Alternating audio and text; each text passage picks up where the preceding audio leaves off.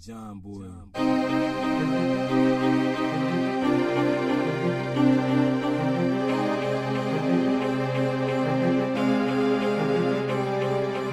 Lessons from the screen, what we mean is we go through different documentaries to tell you what they gon' do. Give you our lessons, give them our blessings. If they trash, we tell you there is no second guessing. Knowledge is power, but time is precious, and we're here to keep you from them lessons. So sit back as we groove, giving you the review, so you only spend time on the dots that you need to. Hello, hello, hello. Welcome to Lessons from the Screen, the show where we give you a review of whether or not a document, a program, a documentary, or whatever that you might get through any particular screen is worth watching. We waste our time, our energy, and our brain power so that you don't have to. You're welcome. Lessons from the Screen is brought to you by PAX Inc. through the Freedom Train Network. So you can find us on the Freedom Train Network's website, www.freedomtrainradio.com, or on iTunes or Google Play Music. Search Lessons from the Screen. And be sure to head to both places and give us a review, as well as head to the website and interact with us, because we like interaction. Also, be sure to head to www.paxinc.org to show some love to our sponsors and check out what they're doing.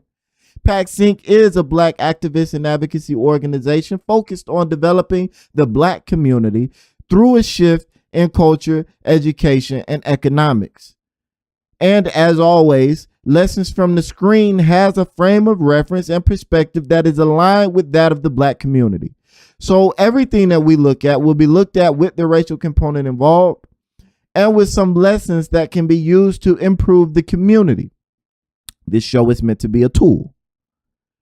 This week, we will be talking about the Abacus story that was publicized in a recent Frontline documentary earlier this year, 2017, by Steve James, the creator of Hoop Dreams and No Crossover.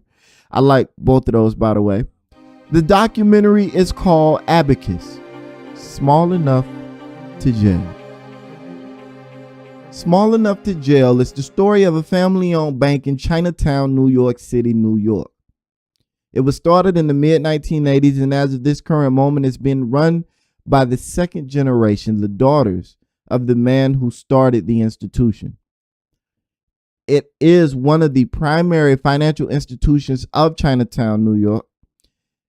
It is one of the only institutions to service that demographic, the Asian community. And it also has the distinction of being the only bank to be criminally charged involving the subprime mortgage bubble of the late 2000s. The only one. Yeah, I know, right? Really, the only one. We are taken through the incident that caused them to be suspected.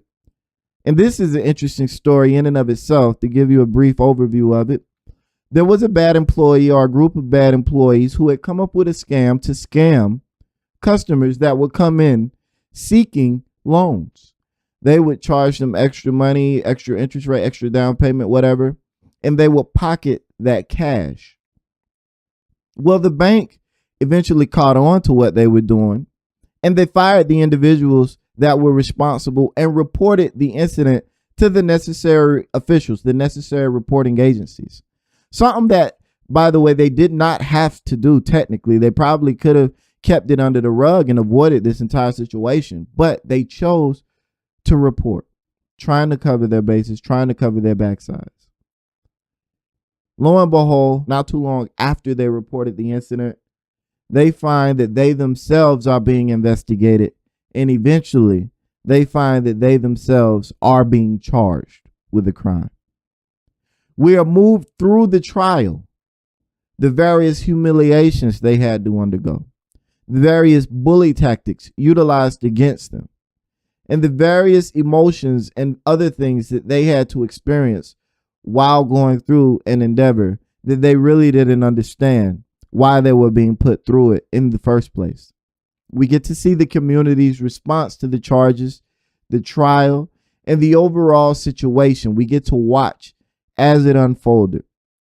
And we are also given a look at the community in general, how they feel about their place in America, things that they experience that they feel are unfair, and various other situations that remind them that they are in fact immigrants in a land that they hoped will welcome them as citizens. It is a powerful documentary. It is an interesting documentary, and it is something that gives us a lot of food for thought from several different angles. For starters, and well, before we get into that, I do want to say this was your typical fair and balanced documentary. Both the bank was represented from numerous angles by more than one person, and the government was represented from numerous angles by more than one person. And the situation itself was commented on not just by the primary players involved, but also by a few experts and a few other people outside of the situation looking into it. You had your typical talking heads. You had your old news footage. You had your witness and expert testimony. So in that sense, it wasn't anything that was completely new in terms of structure. It's something that we've seen before, and it's something that we like, because we like when our documentaries present both sides of the equation. It gives us context, it gives us perspective, and it helps us to become more informed on the subject matter because we get it from both sides. And there are a lot of documentaries nowadays that don't present that. So that was something that was extremely refreshing to see in the day and age where documentaries are more or less propaganda tools. But what was most interesting to me with regards to this documentary was the cultural component. And to understand why this was interesting, you have to understand the way that a lot of us in the Black community, and I won't say all, but a lot of us in the Black community are groomed and taught to look at the Asian community. In a lot of ways, we're taught to look up to them. And for many of us that have had limited interactions with that community and with members of that community, that's kind of the way we move through our lives. You know, we're taught to look up to the cultural integrity that they have. We're taught to look up to their economic power. We're taught to look up to their educational prowess. We're taught to look up to them on several different levels. And even our Black intellectuals.